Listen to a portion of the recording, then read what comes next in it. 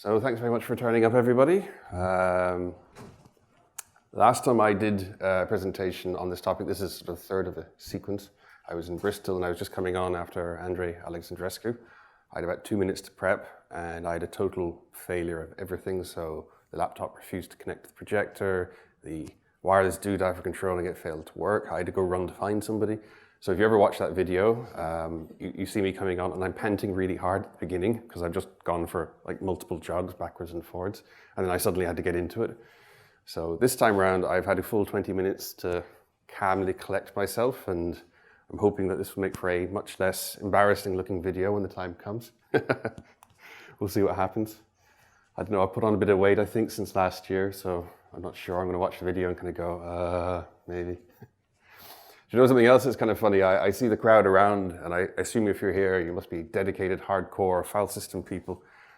It's very funny because if you put advanced into the title of the talk, you get a whole lot of people turning up in America. But if you do it in Britain, nobody turns up. Whereas if you make it a beginner's talk, over here, like this one is here, nobody turns up in America. But in Britain, you pack the place out. I mean, you're easily the biggest thing on the track. So that just goes to show a difference in culture between Britain and here.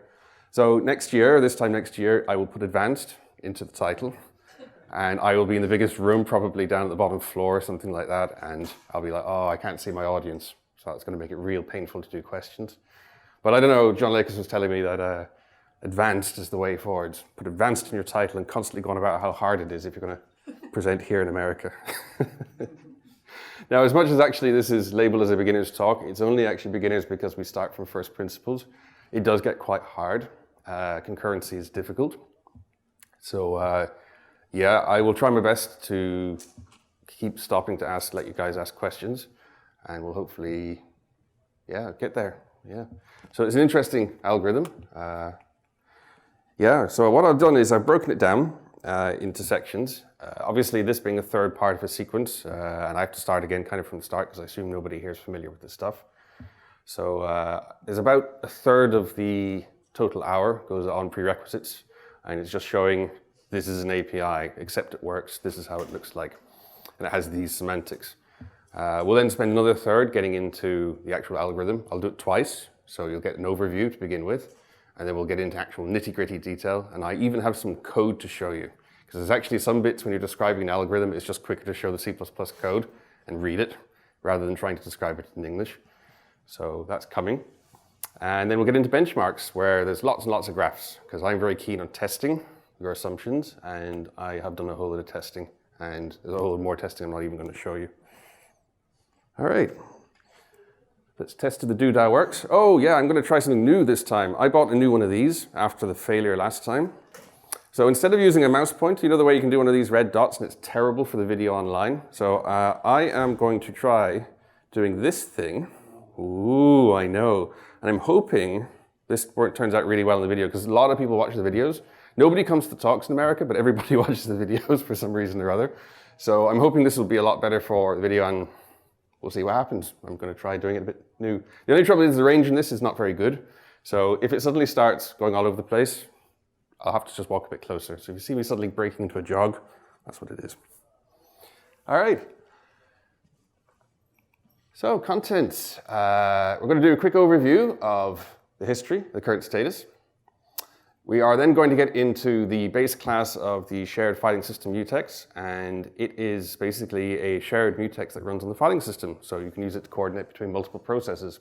It has an abstract base class, so you don't have to care about the implementation. You can write your code generically. We're then going to get into the high-level overview. As I was mentioning, about a third of the time will be on talking about the algorithm. We're going to have detail, so we'll do it twice, so you can really get your head wrapped around it. And then we got benchmarks. We have 4 different types of implementation of this algorithm. This is the 4th. So this will let you compare the scalability characteristics of all 4 against one another. And they're very different. That's deliberately so. Okay, so history. I began this library in 2012. I don't expect it to go back for another peer review round until 2019 at the earliest. And I expect them to reject it again. So it'll probably be 2021 before you're actually going to see any progress on this, which is fine. This is something you do outside of work, so it goes very slowly, but it means you can take a bit of care and time with it, which helps. So you don't have to rush it like you do a lot of stuff you do at work. And what's the motivation? So here's the really funny thing about file systems, and most people have been programming for years, and yet you still, in 2016, cannot atomically update more than one file at once on modern filing systems. It is true that Microsoft brought in transactional NTFS a number of years ago that let you do this, and this was a great new feature, and it was really advertised. Nobody used it. Nobody used it, even though it was great and it solved this problem. And it could well be that I'm building something here which nobody will ever use. That's the whole point of doing a Boost library. Is that you build this beautiful cathedral that nobody ever touches, and that's half the fun. I will say, though, that I'm not just building this for the sake of it. I'm going to build stuff on top of it. So one of the more interesting things is a transactional file system layer. So you have the file system TS, which is now coming in C++17. I'm going to implement that again, but this one's going to be secure. So in other words, it will actually definitely write your data. It will definitely do transactions and do a whole lot of other fun, cool, handy stuff that if you want to persist data reliably, be really handy to have. So it's not just for the sake of it, it's a building block. Most people, of course, use SQLite whenever they need to do proper data persistence and reliability. So what you do is you have some problem and you found that sudden power data loss from sudden power loss. And what you do then immediately, almost everybody immediately grabs a copy of SQLite, figures out a way of shoehorning your current data structures into SQL and fire them into the database. A former employer of mine that I used to work at, a large multinational who makes phones, I shall otherwise not mention them, used SQLite to store the email database. And every time you transferred an email off a previous device, it would write as a single transaction the new stuff in. And of course that causes an fsync, because that's what SQLite does every time you update a record. So if you're transferring 10,000 new emails, or in some cases 50,000 new emails, you were writing each email, fsync, writing next email, fsync, writing next email, fsync. It was taking about 26 hours to transfer over emails between devices, and that's what happens when you badly use SQLite to do data persistence. The next thing is, this is something that's kind of not a problem quite just yet, but it's going to become a really big problem in the near future. We still can't, in 2016, write DMA-friendly zero-copy storage code. And that might seem to be not particularly important, except for maybe large bulk transfers. But I'll give you some notion. The fastest SSD currently on the market, just released a few days ago, it can do 3.4 million 4K IOPS. So that's IOs per second. If you work out what the maths is for that, it's about 12 gigabytes a second. The main memory on my developer machine that I use for work has a total memory bandwidth, main memory bandwidth, of about 24, 25 gigs a second. So this SSD can already occupy about half of my admittedly fairly old developer machine. But the point is these things are going exponentially better and better and better. In a few years' time, you're going to have a 10 million IOPS SSD. And now you've got a major problem, because if you ever copy memory, ever, between the device and using it, you've just lost a large chunk of the performance of your SSD. You're also wrecking your caches, because you're just polluting all the data in your caches and throwing them out. You're going to kill your performance. Does anybody know how many times the C++ standard requires I/O to copy memory? Anybody have any idea?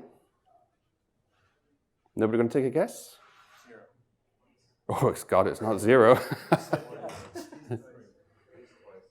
It is twice. It's at least twice. That's correct. How many times does the way in which the standard has written force the kernel to copy memory when you're using I/O streams?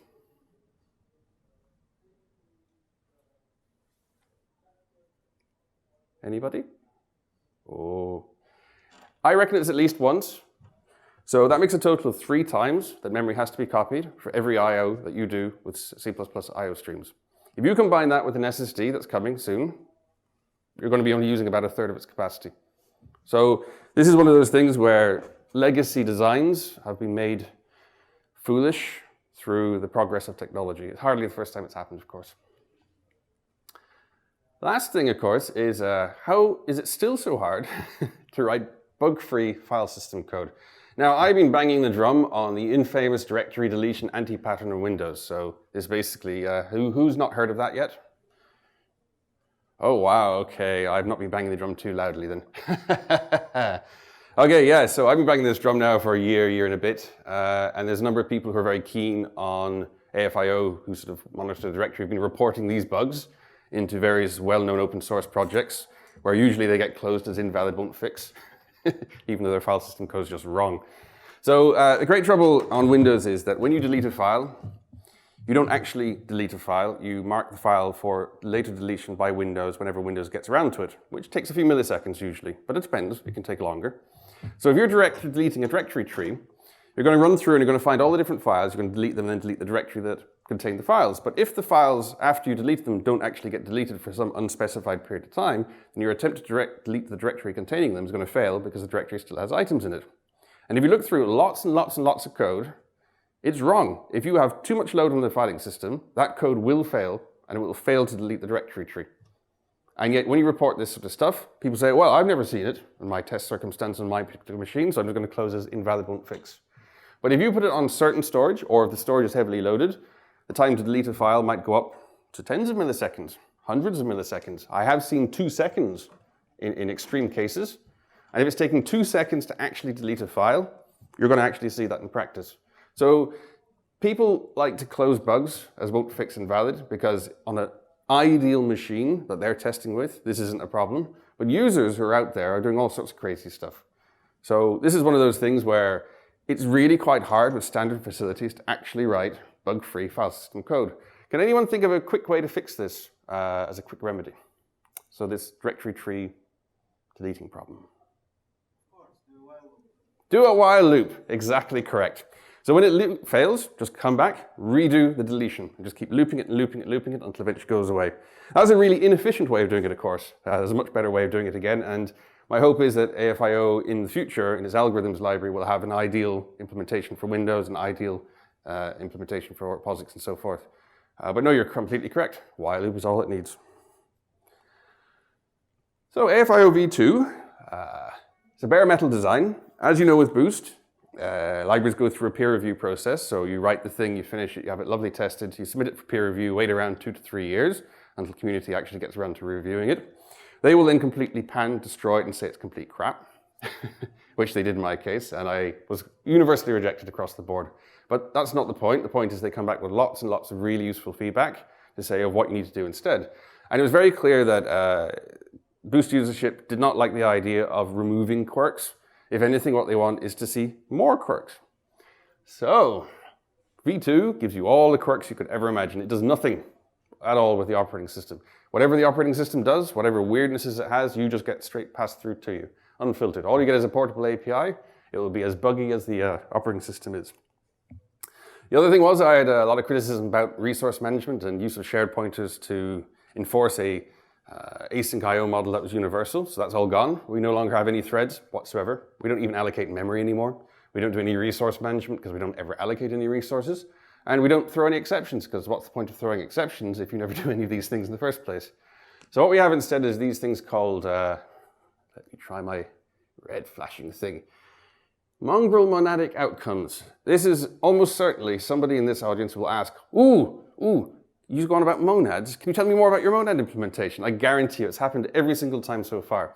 I've got good news. At ACCU 2017, that's the next one in Bristol next April, I'm planning to submit a talk on just those. So all your questions will be answered. I'm happy to, of course, answer questions about them now, but they're really quite boring, and I have a single slide that summarizes them in a single go. They're boring, but what they make possible is not boring. So that's the kind of really fun part.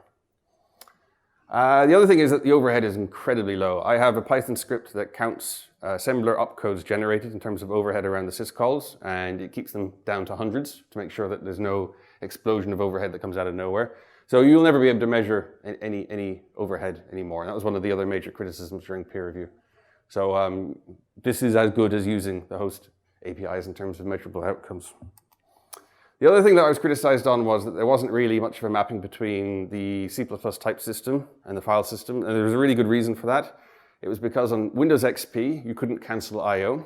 So how do you implement a destructor if you can't cancel the I/O that's pending? You can't do it.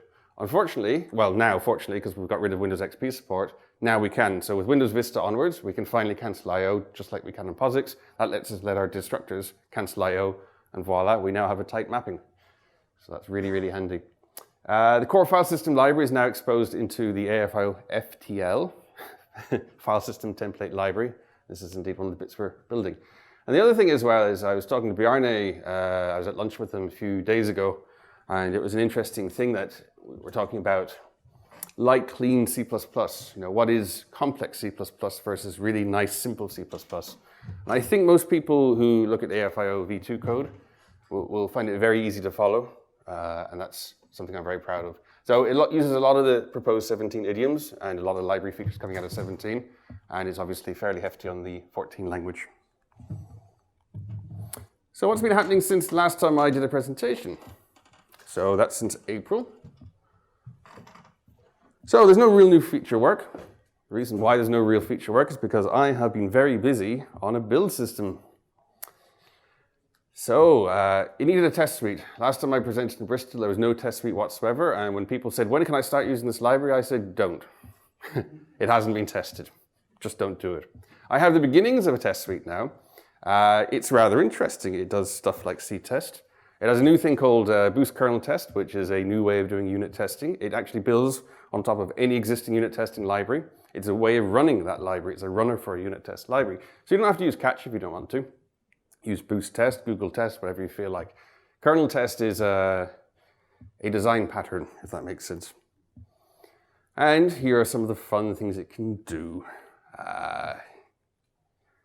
Yeah, I'm not going to talk too much about this because this time next year, so this is CppCon 2017, my intention is to submit a paper talking about, you guessed it, where's my red mouse pointer?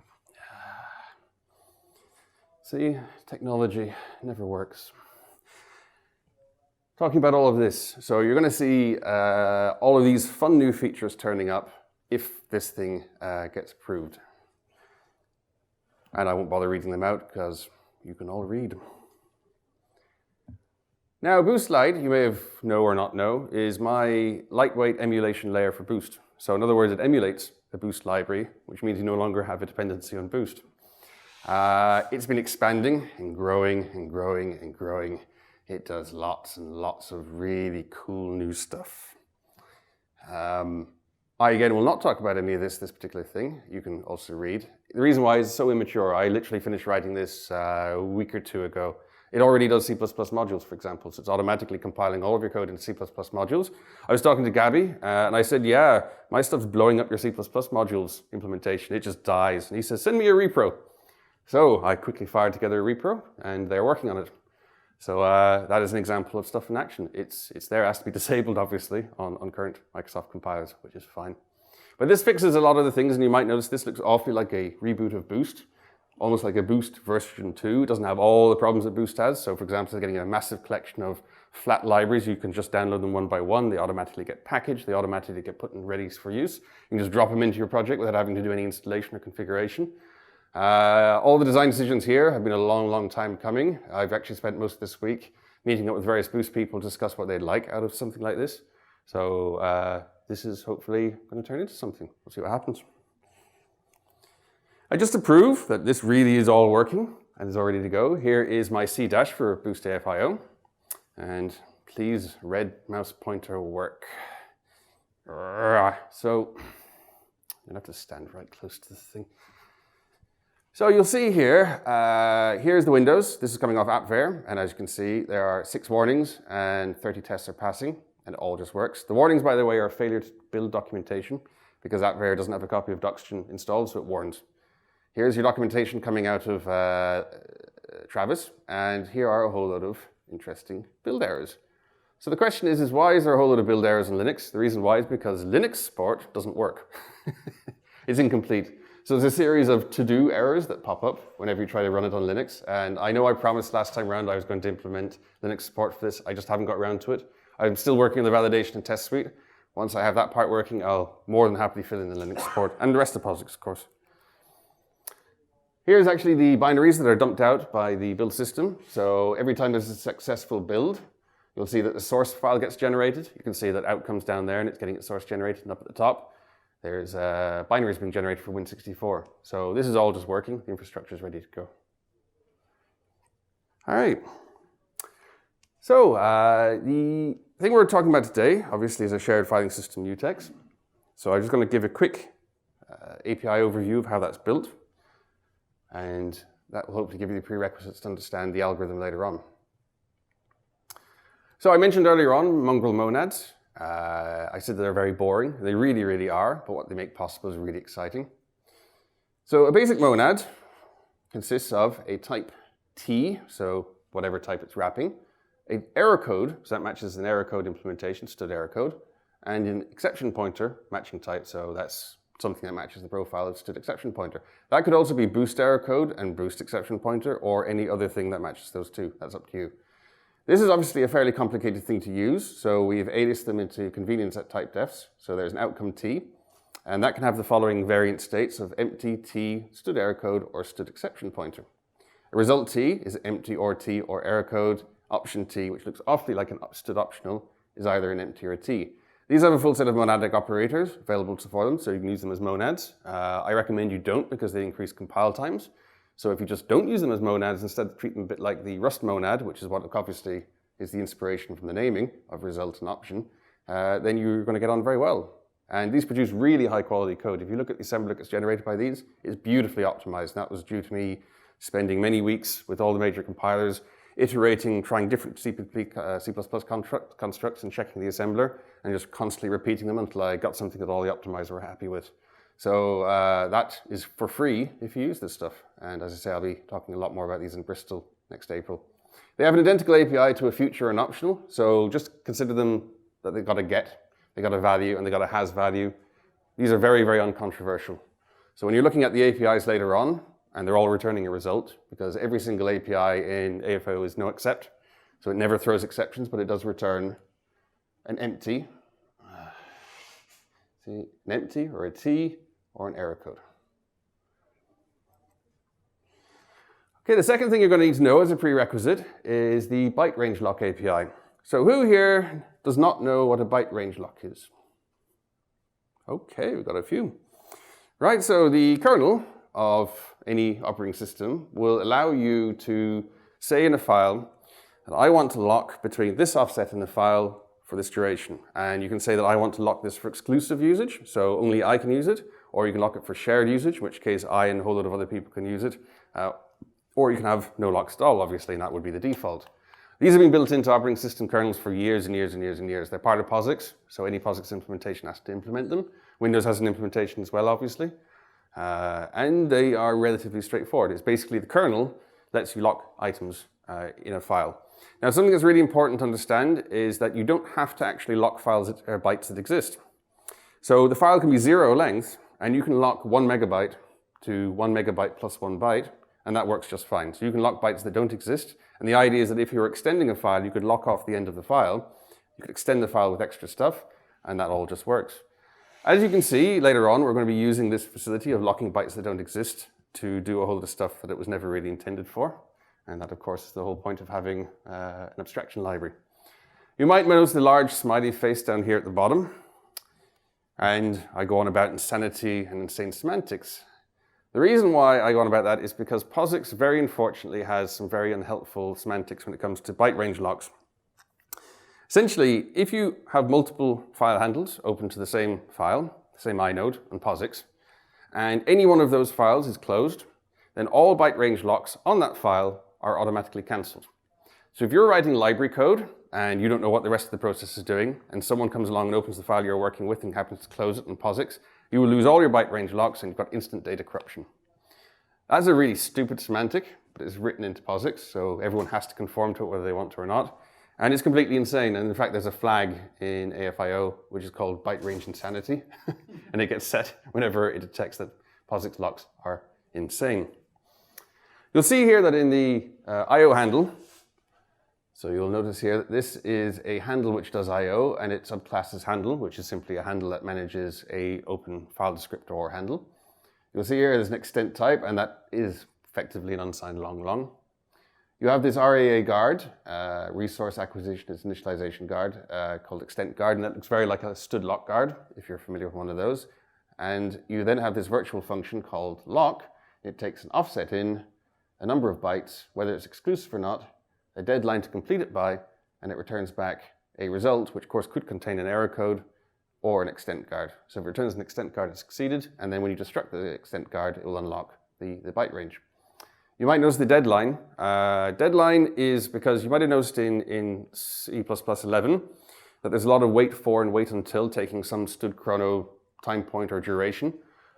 These are great and everything, but unfortunately they're templatized, and that means you can't have a stable ABI with a DLL boundary. So I came up with this thing called a deadline instead, and it's simply a C-compatible wrapper for a duration or a time point. So you can feed a stood chrono time point or stood chrono duration into a deadline, and it will do magic and convert it into the correct internal representation. And because deadline is a fixed ABI container, you can pass it through a DLL boundary, and there's no problems with templates getting in the way of that. So that's what a deadline does, and a null deadline, so a default initialized one, means infinite. So in other words, the default is to wait forever and never ever to cancel. If you passed in 0, that means don't wait at all. And in fact, I think you should probably see that very shortly. Later on, we'll be comparing lock ranges, byte ranges, atomic append, and that comes from the ACCU talk last April. And this is the one we're going to be workshopping later on today, is the memory map. And those are the 4 implementations I'm probably going to stop at because they're good enough for people to get going. And you can, of course, write your own if you so choose. Okay, so abstract base class for a shared FS mutex, and this is the thing we're going to be subclassing in our memory map implementation. So hopefully, first thing is that your entity type is a 63-bit value plus a 1-bit of exclusive. The reason why this is the case is because on POSIX, byte range offsets are a 63-bit quantity, not a 64-bit quantity, because they're signed, which is very unfortunate. So what we do is we enforce the same 63-bit extent on both Windows and on POSIX. So this could be viewed as problematic if you ever wanted to lock off the end of the bytes, off the end of the thing. But that's okay, because if you want to get down to the nitty-gritty, you can just use the lock API directly. These things are an abstraction above the lock API, and they're not really using the full range, they're using it for other semantics, so it doesn't matter if we're chopping off the top bit. Entities type, which is this thing here, has been set to a thing called a GSL span, taking the entity type just below. Does anybody not know what a GSL span is? Oh my, oh my, oh my. Okay, these were the highlight of CppCon last year. So Neil McIntosh and Bjarne both presented as part of the keynote this brand new thing called spans. Spans are great. Spans are effectively what Rust would call a borrowed reference, and they are on track for C++1720, my apologies, standardization. And you can already use them. You can get the library already from Microsoft. Martin Boyne from the ACCU has also done his own clone. There's a number of other people who have their own implementations of GSL span. So you can just grab one of the copies, and we use them very, very extensively in AFIO. In fact, they're the core of the lock or the zero copy scatter-gather I/O system is based on spans. They just save so much complexity. So I strongly recommend, if you're not using GSL span, go look into it and start adopting it. Once again, we've got an RAA guard called entities guard, and we have here this lock method, which takes an entities type, which of course is a GSL span of 63-bit values with an exclusive. We have a deadline, which again is defaulted to infinite. We also have this Boolean called spin not sleep, because there's always people who don't want stuff to sleep, they want it to spin forever. And down here we have try lock, and that simply aliases through to the very same lock that we had up above. The difference is that we're passing in stood chrono seconds of 0. So in other words, don't wait around. If it fails to lock, immediately return. And both of these have virtual written around them, even though they're not actually virtual functions, but they do call a virtual function, so you can override them in any particular subclasses. So all makes sense so far? Cool. So the first question that I kind of expected somebody to ask was why are we locking many entities at once? Because if the underlying byte range lock system is only ever taking one range at a time, then why would we have multiple entities?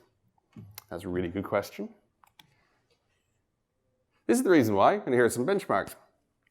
So this is on a 4-core, 8-thread CPU, and if you notice the green line at the top, this is an uncontended lock.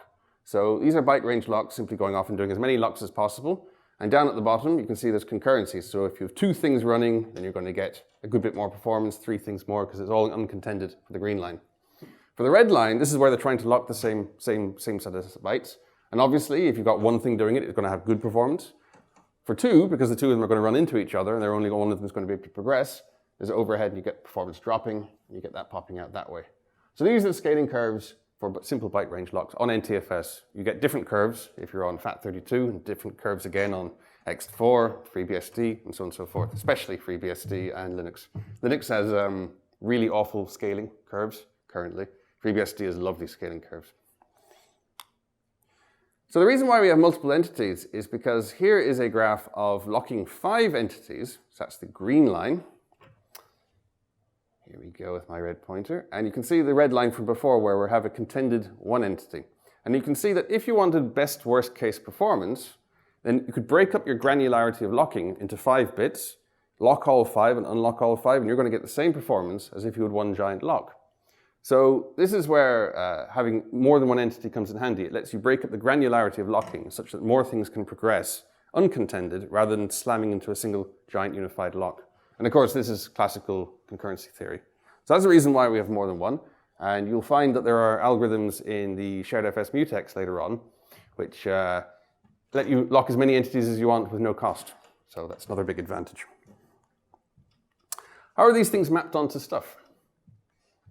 So lock file, which is one of the implementations I mentioned earlier, you simply take the 63-bit value, you convert it into hexadecimal, you create a file using O exclusive on the filing system, and if things run into each other, then you're going to get collision and you back off.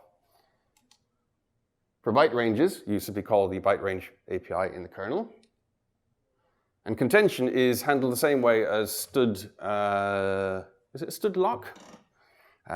Is when you lock many mutexes in the C++ standard library, you have an algorithm that effectively works by trying to lock each one of the mutexes in sequence. As soon as you find one that doesn't lock, you then back out and unlock all of them. You randomize the list, and you do it again and again and again until eventually you get through. We have a slight variation in that. We take the one that's contended and we put it at the very front. We can then sleep on locking it, and that means the CPU doesn't get used up. So other than that, it's exactly the same as the algorithm in the C++ standard library. So the one that we did last Bristol, it solves the problem of inverse log scaling. So you'll find on all the graphs that there's this huge drop off, and it solves the problem. It just has a nice flat line. You'll see that later on in the graphs. It's really great for worst case performance. That's where that comes in. And here's a graph exactly showing what I mean. So you'll see here that the blue line is lock files. And by the way, this is a log graph. These are going up in units of multiples of 10. Lock files is way down here, and it falls off with the number of entities. The thing we did in Bristol is a straight flat line. It doesn't care about the number of entities. And here are the byte range locks. And later on, you're going to see a graph that adds the thing that we're about to build on top of that. And this is the thing that we're going to build. It has lots of problems in terms of caveats, and nobody should really use it, but I bet you it's going to become the most popular thing because it has excellent average case performance and terrible worst case performance. But that's okay. People love their average case performance. Okay, and this is the last bits of reference. I appreciate that I am about 10 minutes past where I was hoping to be at this point, so I'll have to go and push onwards. Okay, so any questions before we begin? Yes? So you never explained exactly what span is. Is that an open-ended interval? A span, underneath the bonnet, is 2 pointers. So there's a pointer to a t and another pointer to another t. And the assumption is that between the first pointer and the second pointer will be a contiguous set of t's. So, and then you can obviously have the length off of that. So it's basically a range of sorts that points to one and ends at another. Is that okay? So is that like a linear piece of memory? It's a linear piece of memory, yes. And the big advantage with span is that because the compiler knows what one of those is, it can do static analysis checking, tell you when you're doing something stupid with it. It can also do runtime checking to test if you're doing something stupid at runtime. And Neil McIntosh gave a talk on span yesterday, and he says that there's a whole lot of stuff going into Visual Studio which will allow other tooling to figure out when spans are happening and do things like valgrind, for example, could be, say, enhanced to do checks with span. So it's a form of markup to tell the compiler what you really mean by these 2 pointers. And does that basically explain it?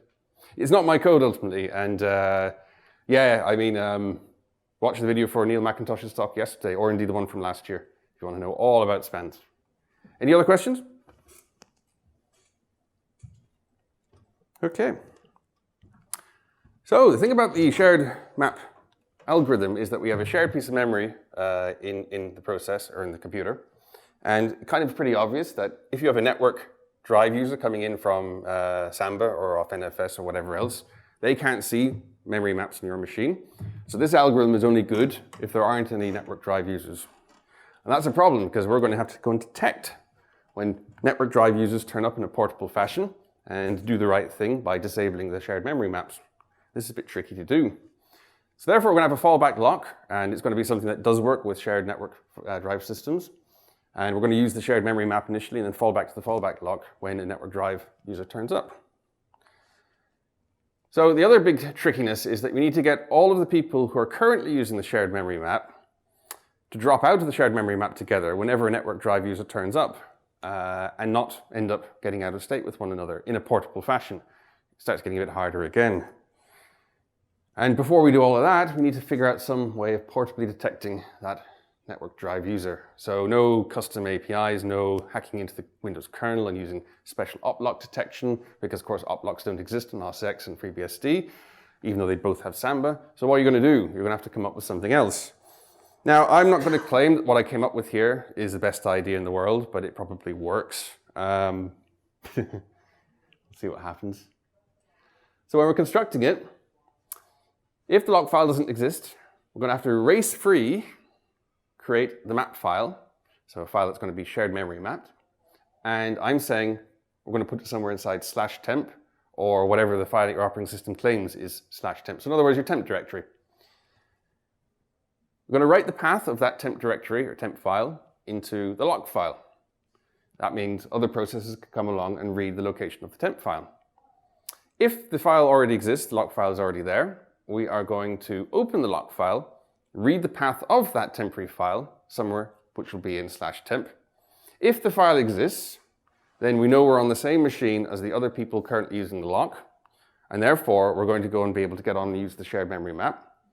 If, on the other hand, the file doesn't exist, then we're probably a network drive user, and we're going to have to somehow signal to everybody else to stop using the shared memory map. And I'm going to call this, in red, degrade the lock.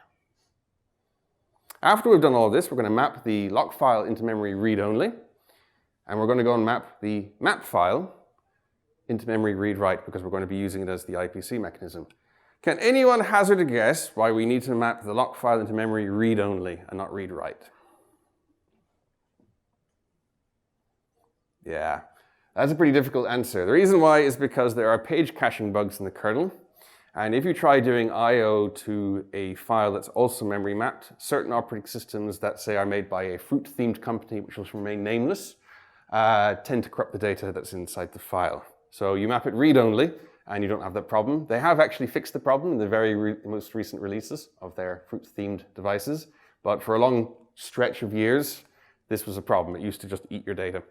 So this is why we keep it read-only, and we avoid the problem in the first place. Now, there's an enormous assumption here, and the big assumption is that /temp is not going to be visible to network drive users. Can anybody think when that wouldn't be the case? Sorry, the comment at the back was that Windows... Let you touch it if you use the administrative shared like $C, you get the temp. So the question was, or the point was that on Windows, you can go to share and you can get to /temp. You can, but I believe that the operating system will return something inside /users, well, on Windows 7 or later, /users, your username, local settings, somewhere inside there is going to be your temp directory. Yeah, if you use your local temp, yeah. I was thinking about any user could just get on the machine.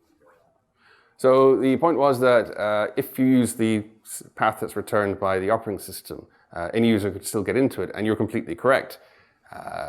But because each instance of this algorithm is going to go and ask the Windows operating system what is the temp directory, it's going to give back something local to the local user. That's going to be seen by other programs running under the local user correctly, but if it's running under a different user on the same machine, or if it's network drive user, it should pick up a different temp directory.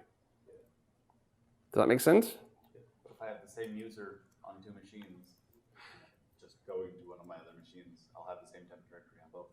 So the observation is that if you have the same user logged into two machines and the temp directory is shared over the network between the two machines. Just queries. If it queries locally, what's my temp directory? That is also my temp directory over So as the observation was that if you query what the local temp directory is, and it will say that's the temp directory over there, which I'm assuming you're saying is going to some sort of network drive resource. Oh, I even just mean in the way he was saying it. Like, Oh. I see users temp my name on the local machine, but I also have a my name account on the remote machine. I very well could have a C users my name temp directory on both instances. So the observation was that you could end up having my user's temp directory on both instances, and that is absolutely correct, in which case this thing will spectacularly fall down. The big assumption is that this is the case. If it's not the case, this algorithm blows up. That's the truth of it. I've been sitting there thinking about a better way of doing this, and for getting portable code is really quite hard, and I'm hoping that most network drive administrators would map the temp directory to something on local storage and not something on network storage. But I completely agree with you that if they don't do that, we have problems.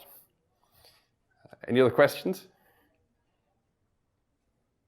All right, 20 minutes to go. All right, so to lock. This is the overview of the algorithm. Has the shared memory map been degraded? If it has, we're going to pass through to the fallback lock. Otherwise, we're going to take each entity, which you remember was the 63-bit number that came in, and we're going to hash it by the total number of items that are in the shared memory map. We're going to try and lock the spin lock in the shared memory map at that particular hash index. If it fails to lock, we unlock everything, so we back out all of the locks we've made on all the different entities. We randomize the list that we're going to lock in, the order of things we're going to lock in, and we're going to retry it. So this is effectively using no syscalls whatsoever. It's entirely using shared memory for everything, and as a result, ought to be quite quick. Unlock is exactly the same thing, but in reverse. You simply take all of the spin locks you had locked before, and you unlock them in reverse order.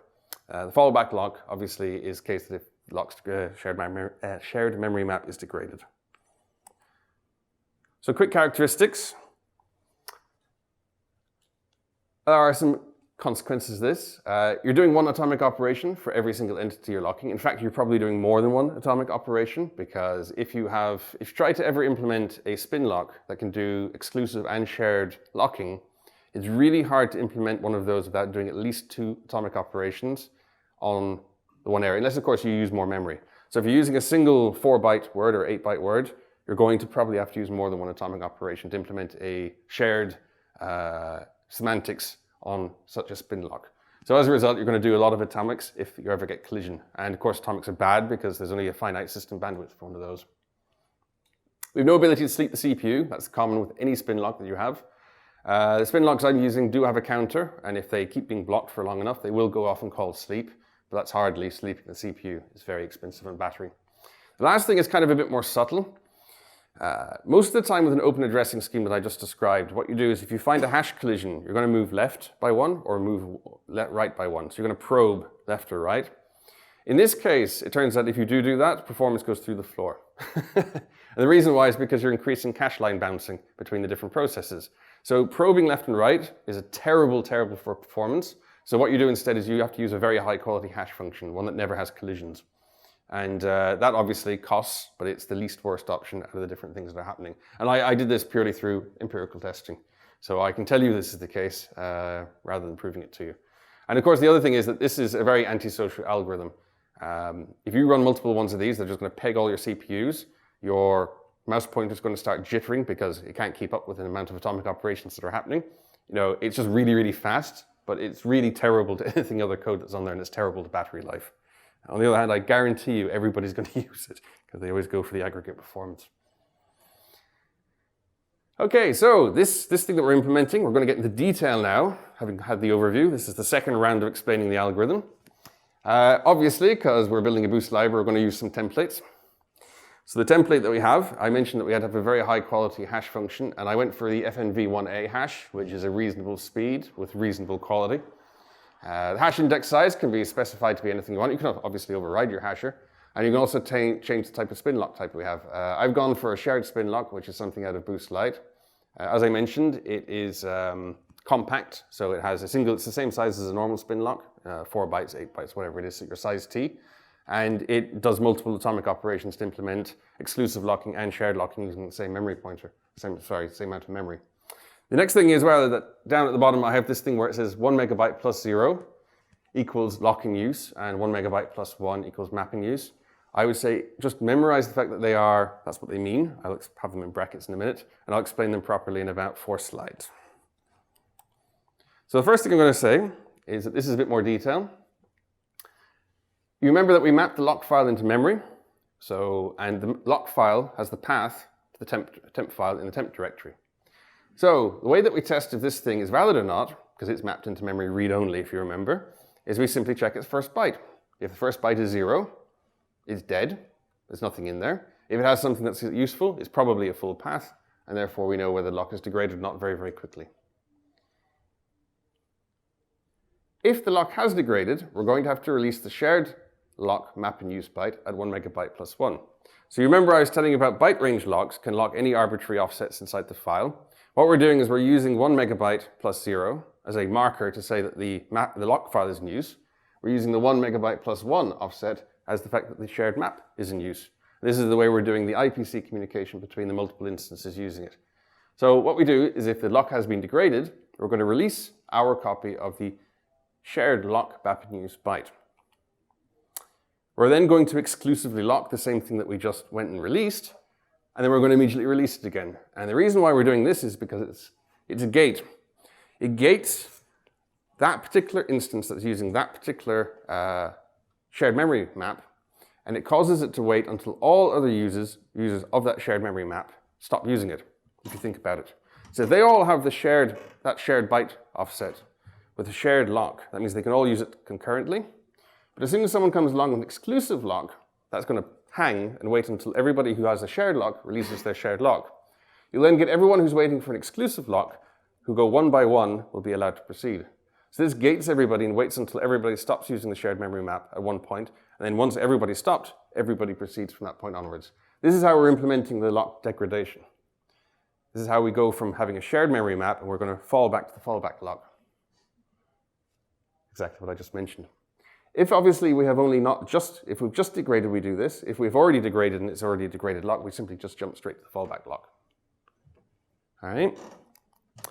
And you might remember, just a moment ago, I said that we had to hash every one of the items, the entities, in the map file and figure out which spin lock within the shared memory map file we're going to go and have. Down here, I mentioned here about auto-vectorizing SIMD and eliding index collisions, exclusive bit upgrade. I thought the best thing to do actually for that was just to show you some code, because it's kind of hard to explain what it's doing. It's an awful lot easier to show. So this is the implementation itself, and you'll see that I have this idea of an entity index, which is unsigned. Ooh, okay. So the entity index up here is the offset into the shared memory map. So it's going to be an unsigned integer because probably the shared memory map is never going to be bigger than one of those. There's no point using size t's here. And the other bit is whether the item is exclusive or not. So when we're hashing the entities, we take in a pointer to entity to IDX, so it's going to be an array. And we take in the entities list, which is a span. We're going to go and iterate the span because it has a size. We're going to call the hasher on each of the entities that came in, its value, which was the 63-bit thing that we mentioned before, and we're going to modulus it by the number of container entities. We're then going to copy over the exclusive part from the original entities into the thing that we're building. We then got to upgrade any existing hash entry collisions. So if we collide in a hash entry, and one of the things originally was exclusive, and the other one was not exclusive, then we need to always use exclusive, because exclusive is the stronger item. So what we're going to do is we're going to iterate through the list, and we're going to go and check if there's a collision. So the modulus value matches, and if it does, and the thing that we have is exclusive, and the thing that we are checking is not exclusive, we upgrade the thing that's already in the list by making it exclusive, and we don't bother adding the entry that we just added. So that's what I mean by upgrade.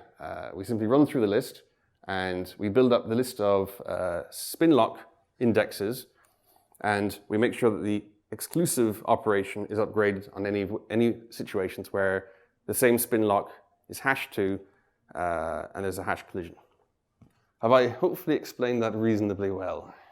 Or is everybody at this point going, my head hurts? You're all right with it? A little bit of both. I'm kind of with you. Cool.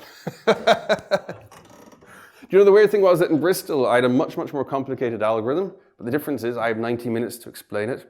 to explain this stuff in 60 minutes is really quite hard. As you can tell by the time, I'm kind of like, we're taking way, way longer than I was expecting. So I was able to go into much more detail with the audience, and I kind of wrapped their head around it. And I unfortunately, given there's only 10 minutes left, I'm kind of going to say I'm really sorry. But what I will be able to do is answer your questions at the end. And I also contactable by email. So I'm afraid I'm going to have to move on. All right.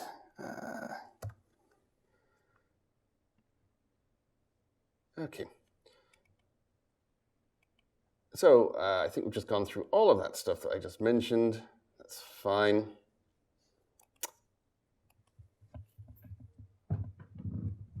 Yeah. Let's go back. Yeah, so for every entity we're locking, as I just mentioned before, if we're exclusively locking, we're going to exclusive lock the spin lock at that index, or else we're going to shared lock it. If the attempt to lock the spin lock fails, we're going to unlock everything that we locked so far. We're going to check if the deadline is passed, which it might have done in case we're going to return E timed out. We're going to swap the contended index, the one that we collided upon, with the very first index, and we're going to call a struck through edition of standard random shuffle. The reason why it's struck through is because until this conference, I didn't know that was deprecated. So when I was watching there a few days ago, Alistair Meredith's talk, and he said, oh, standard random shuffle has been deprecated. I was like, okay. So I'm going to replace that with something better, and I have, and that's why it's now being deleted. But it still does the same thing. It randomizes the list between two iterators. The last thing it does then is it yields the thread context and gets onto retrying the sequence. So that's what happens when you're locking the memory map. Any questions?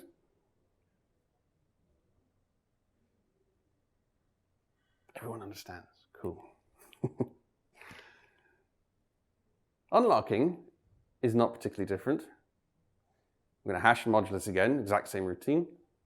For every entity index, we're going to be, if it's exclusively unlocked, we're going to exclusive unlock the spin lock, and if it's shared, we're going to unlock it the other way.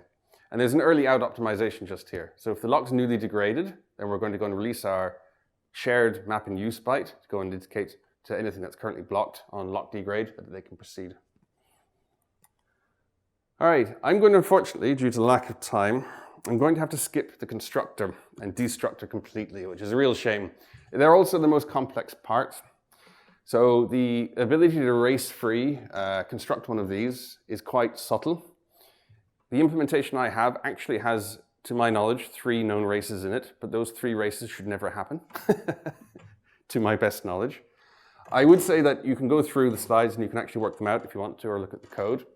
But due to time, I'm just going to simply jump them because they will take, easily 20 minutes to explain, I'm afraid to say. If you're struggling so far with the lock and unlock, you definitely will really struggle with the constructor and destruction sequence. Because you have to bear in mind, you've got multiple processes all coming along who could be constructing and destructing the lock at any random set of times and doing lock and unlock.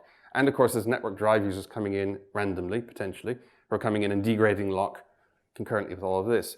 So because of that, the interactions are quite hefty. And as I say, I have 4 that I know of in terms of races. There's probably more. And it's a real shame I wasn't able to go into a bit more detail with that. But it is what it is. Time is the way it is. Okay, so I'm going to jump straight to the benchmarks. You can accept probably that this is correct. By the way, it's not that I have checked it by hand. I also have written a solver. And the solver goes off and fires a whole load of CPU cores to go off and test this thing, and you leave it running for like several hours and to make sure that the thing doesn't come up with any race conditions. And insofar as the 4-core machine that I have, it has never blown up. So I think it is correct in that sense, hopefully. Okay, so I'm going to jump down here to benchmarks.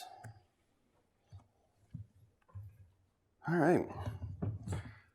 So in order to keep these results comparable to my previous 2 presentations, I've kept it at this very old laptop I have, which is a 2-core, 4-thread, 2008 edition laptop. It's a really terrible machine to be testing in some respects because it's not really representative of modern hardware. I do have a whole set of benchmarks for a much newer machine, my main desktop machine, but in order to keep these results comparable to other ones that I've presented on, I've used the same hardware. I might add that this particular implementation has some caveats, as I kind of mentioned. The green ones are easy to fix. So I've already fixed the standard random shuffle in the last day or two. The lock degrade that I know is currently racy under multiple thread users of the same object instance. So you've got the same one lock and you've got multiple threads using it concurrently. I've aimed for that to be safe, but there is currently one known problem, which is going to probably require some thread local data to get worked around. Next one is that networked users, if a network user comes along and causes the lock degrade to happen, that currently blocks everybody until all users of the lock have realized that the degrade is happening. So if you've got some user who very infrequently is doing locks and unlocks but has an open handle to the lock, everything during the lock degrade is going to hang until that one person does a lock or an unlock operation. And that's a failure of the current implementation. You can work around that using an early out mechanism, but it complicates the algorithm quite significantly.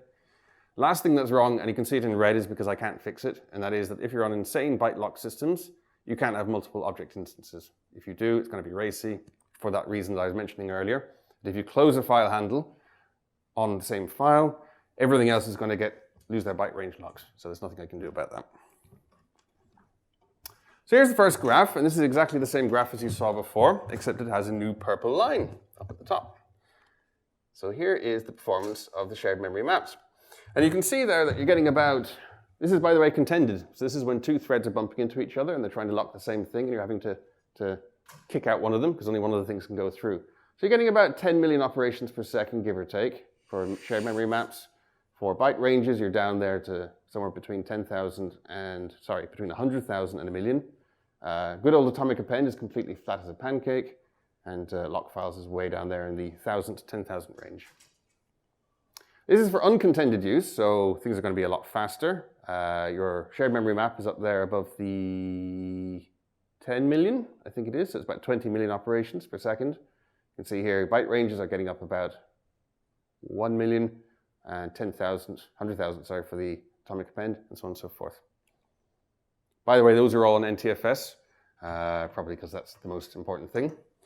Concurrency scaling. Last time I did this in Bristol, people said you didn't actually show us any benchmarks for concurrency and how it scales concurrency, so we're now actually going to do that. Are there any questions before I get to that? Over the corner.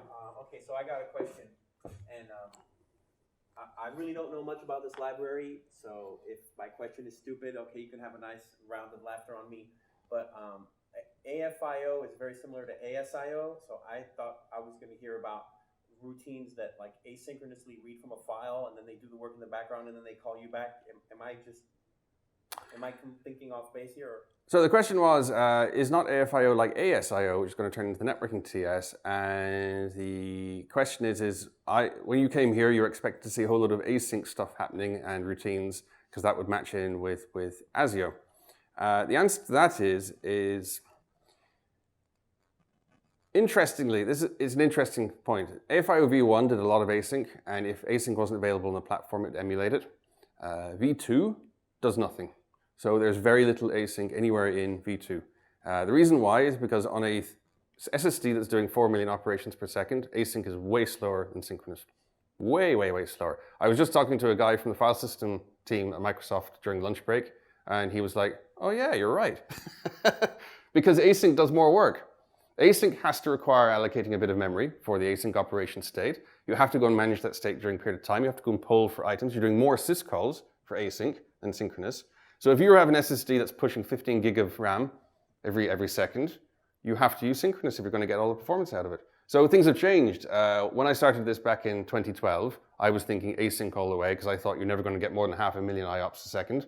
I was wrong. So we've had to do a pivot in the design of the library. It's now turning into a synchronous file system library, but it will still have some async in it if you so choose. So for magnetic hard drives, it's great. For network file systems, async is great as well, but for an SSD, not so great. Does that explain? Yeah, very well, thank you. Sorry about that. Yeah, I probably should do the basics before I get into this stuff.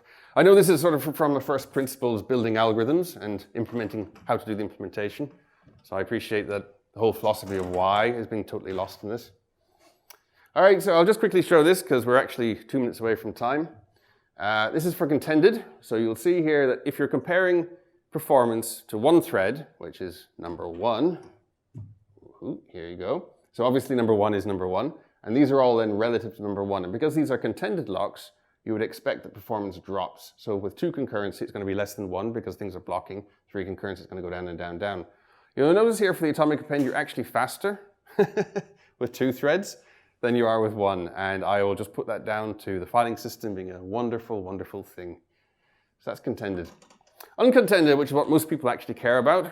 They say, how is my algorithm going to scale the more concurrency you give me? And the answer is not actually exceptionally particularly well, because the filing system, it gives you extra stuff. So say with a quad-core CPU, you're getting more performance up to 4 concurrency, but after that, you're running out of CPU cores. Most filing systems will give you extra concurrency up to the number of CPUs you have, and then they stop. And that's fine, because, you know, obviously it's not particularly great. You're getting an extra 80% performance for going 4 concurrency with byte ranges on NTFS. Other filing systems do way better.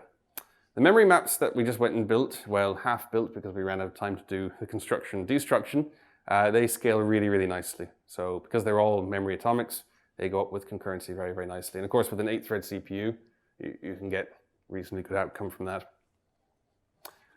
I know I've skipped through so much detail. I know I'm just showing synopses of stuff. All the actual detail that gives you as much detail as you could ever have is in Excel spreadsheets, and they are in the graphs directory of the AFIO Git repo. You can see I've color-coded the structure, so you can see that the green stuff's really fast, the red stuff's really slow. I have all the permutations, so along the top there, you'll see there's NTFS, REFS, that's the reliable one, FAT32, and exFAT. And each of the columns then shows all of the structure between all of them. I was telling the file system guy from Microsoft that REFS has really weird performance characteristics, and he was like, huh, we didn't know. So I sent him, I will be sending him a picture of the mottled, the one where there's weird sort of alternations between yellow and red, because that's not apparently the intended behavior. So that's cool, we've learned something new. All right, so there we go, that was the end, and we are 1 minute over time. I really am so sorry I got the timing so badly wrong on that. All I can say is you live and learn when you're presenting with this sort of stuff. And next time, I will not try to throw as much complexity into an hour as I have done. This was really, it turned out to be a 90-minute talk, and I got that very wrong. So my apologies. Are there any questions before we finish?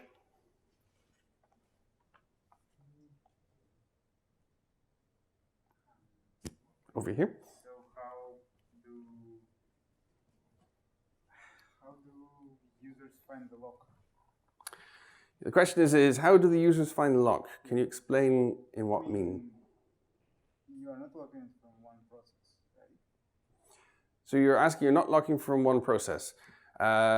This is correct. So you have a filing system path, and what you do is when you come to the algorithm, you will specify some path to work from. And that will be the same path for all processes that come to it. So imagine if you have a collection of files and you want to lock exclusively access to those files, you probably would specify some location next to those files that you're about to modify. Yeah, it's just that was not visible there. So the point was that was not visible in the thing I described. You are completely correct, and I apologize. You are correct. That never even occurred to me. I thought in my head, yeah, silly me. Any other questions, or are you all keen to get out into the break? Good talk. No, it wasn't, but thank you very much for saying so.